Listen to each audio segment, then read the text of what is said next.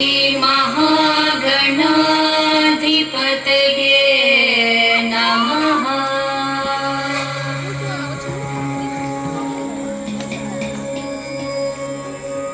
विकटोत्कटसुन्दरदन्तिमुखं भुजगेन्द्रसुसर्पगदाभरणं गजनीलगजेन्द्रगणाधिपते प्रणतोऽस्मि विनायकहस्तिमुखम्।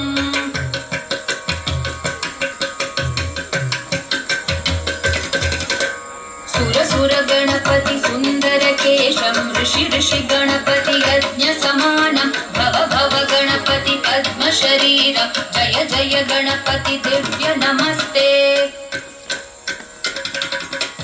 गजमुखवक्त्रं गिरिजापुत्रं गणगुणमित्रं गणपतिमीशप्रियं गणपतिमीशप्रियं गणपतिमीशप्रियं। करधृतपरशुं कङ्कणपाणिं कबलितपद्मरुचिं सुरपतिवन्द्यं सुन्दरनृत्यं सुरचितमणिमकुटम्। प्रणमत देहं प्रकटिततालं षट्गिरितालमिदं तत्तत् षट्गिरितालमिदं तत्तत् षट्गिरितालमिदम्।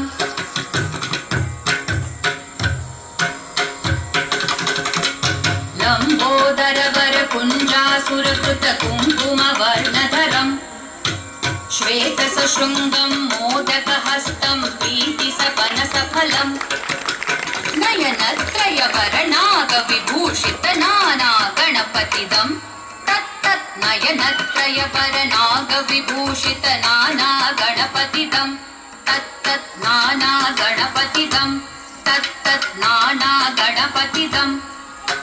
धवलित जलधर धवलित चन्द्रं फणिमणिकिरण विभूषित खड्गं तनु तनु विषहर शूलकपालं हर हर शिव शिव गणपतिमभयं कटतट विगलित मद जल जलधित गणपति वाद्यमिदं कटतट विगलित मद जल जलधित गणपति वाद्यमिदं तत्तत् गणपति वाद्यमिदं तत्तत् गणपति वाद्यमिदं। तद्दिं तरि कुतरि जण कुकु तद्दि कुकुत किट डिं डिं गुडि गुण कुतद्दि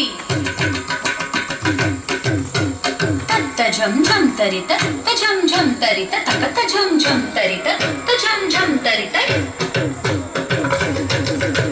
तरि दणक दण जणुत जणु दिमित किट तरितो तकिट किट तरितो तकिट किट तरितो आ